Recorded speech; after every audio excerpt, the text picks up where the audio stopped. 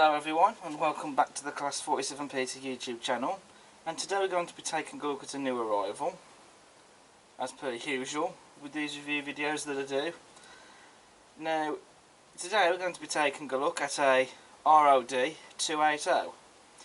Now this is not a new release from Bachmann, this is something that they've had out now for a few years or so now at least. Now this model I bought from Oaks's the other day in a sale which they have on. Just like last year, they have a sale with some locomotives where they're doing half price on them. This model I bought for 87 quid, which I think is a bargain because the original price tag on this model shows it to be priced at 174 quid. So couldn't really resist this model for 87 quid. Was a bargain. I don't think you're going to get this loco for anything cheaper than that, to be quite honest. I know the Model Centre are selling these at the moment for 116 quid, but I haven't seen any others being sold for less than that. And I do quite like this model, especially like the Railway Operating Division livery on it. I thought it looks quite striking. It's something different to have on a layout, and it will also go nicely with my war train as well, I thought. And so I went and bought it. So we're going to get this unboxed and we're going to have a look at it down on the layout.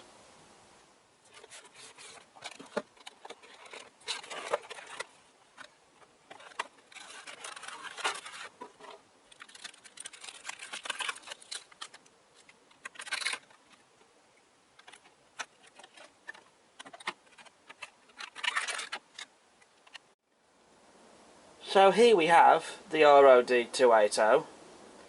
Out of the box and down on the layout. First thing to report, no quality control issues. No damaged bits of details that were loose in the box. Nothing fell off when I picked it up out of the box.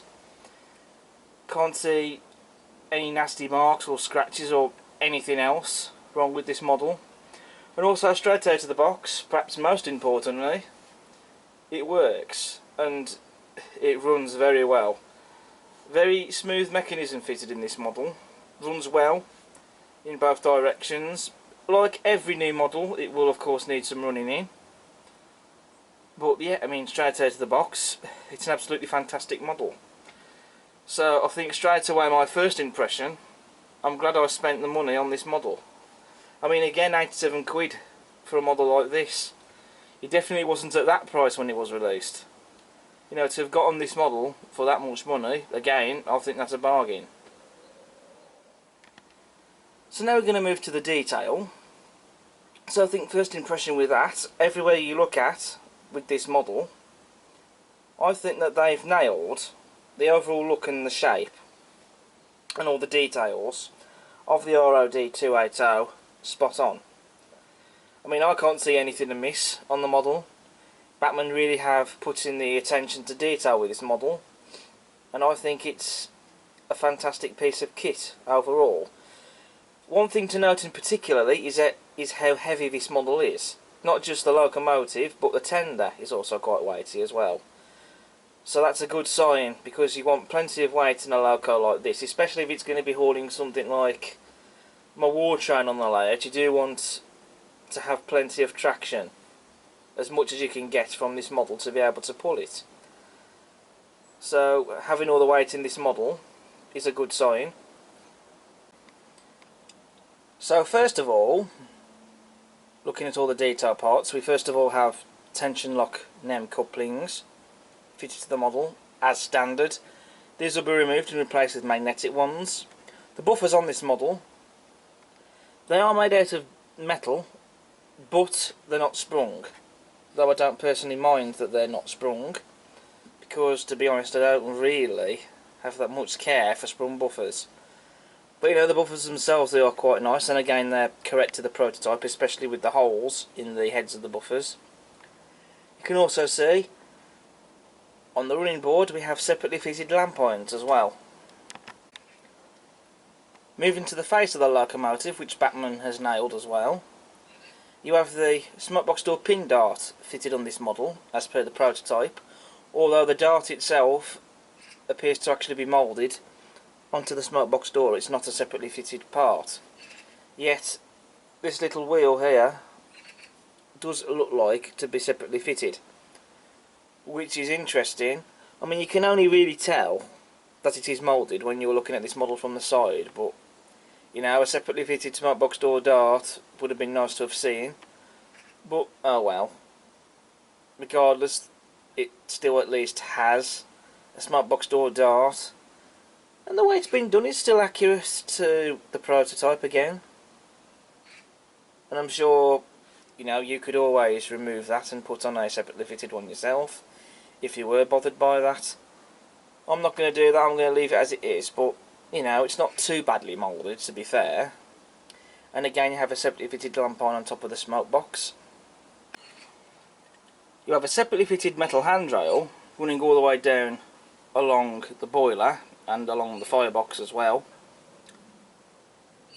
And that's not moulded again, as I say. That's a separately fitted part. As per the prototype, the model also has jacks, as you can see on the front there. Now, ROD locomotives carry jacks in case of a derailment.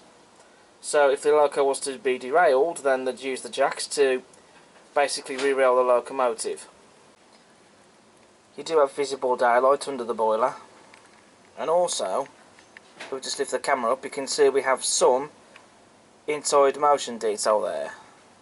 I mean, there isn't really much detail in there, and it's perhaps not great, but there is something there at least to look at.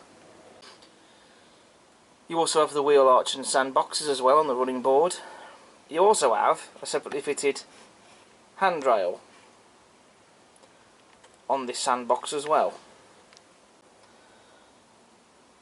Now, interestingly, with this locomotive, you can see the link motion, well, the coupling rods or side rods, whatever you choose to call them at least, have been painted black, while the valve gear is unpainted.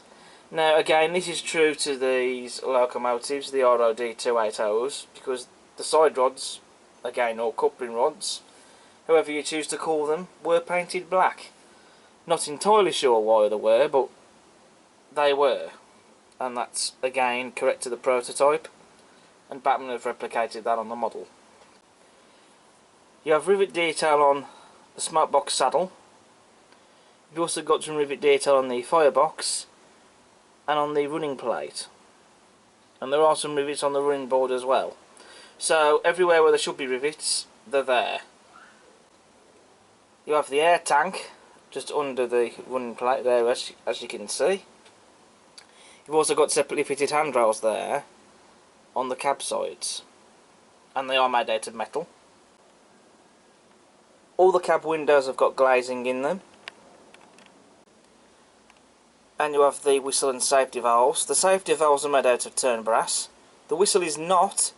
It is a piece of plastic that's painted, but you do have to look really closely at the whistle to tell that it's not brass.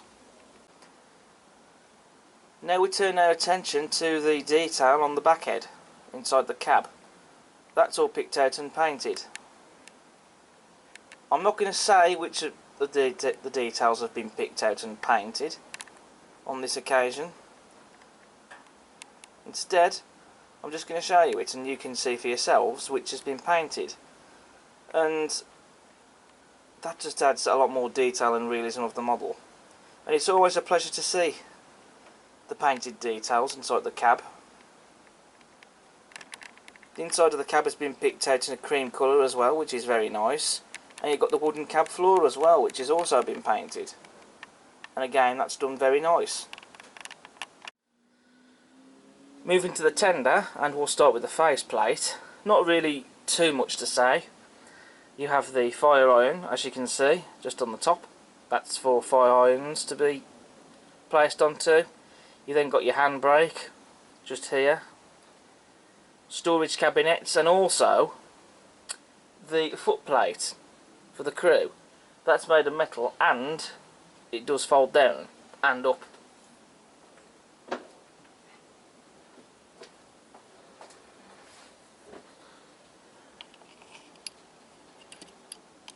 As you can see. So I'm having to lift the camera up there just so you can see that that is down. There isn't really much to say about the tender body, but then that's true to the real thing. The real locomotives didn't have much detail on the body sides either. There were no rivet detail on them because there were no rivets. The tenders were just smooth. But you do have separately fitted handrails on it, as you can see. You have your footsteps on the tender for the crew. You have those on the loco as well, as you'll have seen. You have metal wheels on the tender, and on the frames you have axle boxes and springs. The tender has a removable coal load.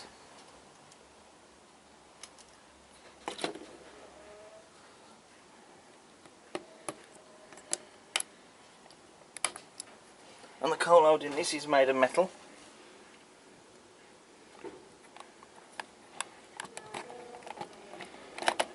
As you can see, there's no point to me picking the camera up to show you inside the tender because there's no detail in there.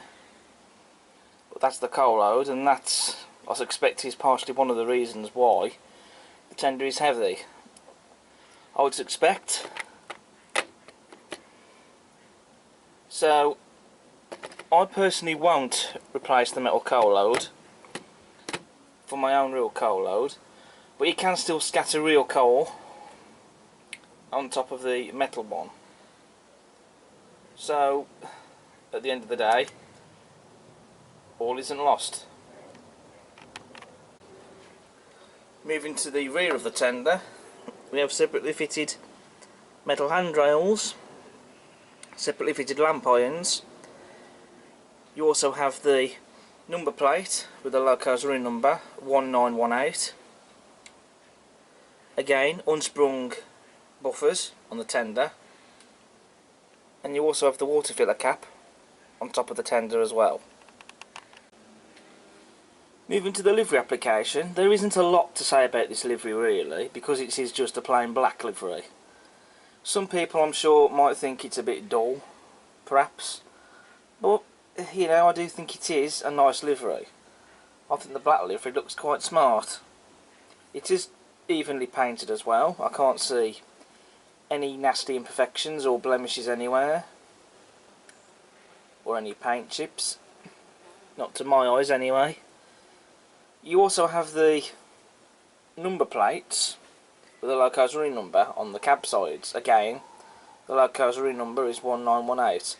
Although interestingly, you don't get any etched number plates supplied with the model, as I would have thought Bachmann would have supplied some of those, but in this case you don't get any. They've also got ROD, which stands for Railway Operating Division, or ROD as some people call it. They've got the style of the font correct, and that's crisply applied on the tender sides. Then you have the loco's running number, again correct style of numerals, also printed on the tender body. Moving to the other side of the loco, you do get some detail differences on this side, so it is worth mentioning these. You have the reversing lever, that's not moulded, that's a separate fitting. And you've also got the air pump as well. Other than those things though, the rest of the detail is the same. So that's pretty much all there is to the ROD 280. I've covered pretty much all, if not most of the detail that's on this model. So we all know what's coming now. This is the running session, so I'm going to get this loco hauling my war train around the layout. I'm looking forward to getting that behind this loco, and then I'll come on to my conclusion for the model. So we'll see you in a bit.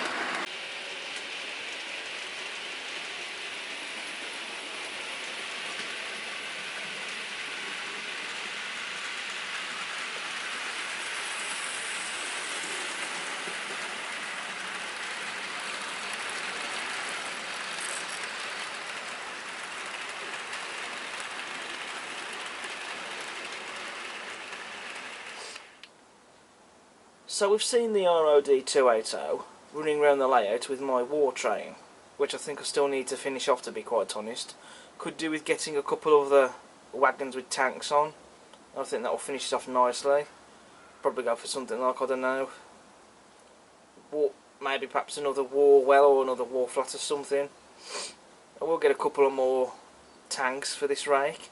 I know it's not going to be something entirely prototypical, especially to run behind this locomotive, but at the end of the day it's my layout and my rules, and I run what I want. So that's it. So conclusion then, well, first of all we'll get the running performance out of the way. How did this model manage with this rake? She seemed to manage quite well. Struggled a couple of times, but she soon picked up her feet in the end and then managed with ease. I think this model still could do with more running in, and she shall get more running in. She seems to manage this rake, like I say, quite well.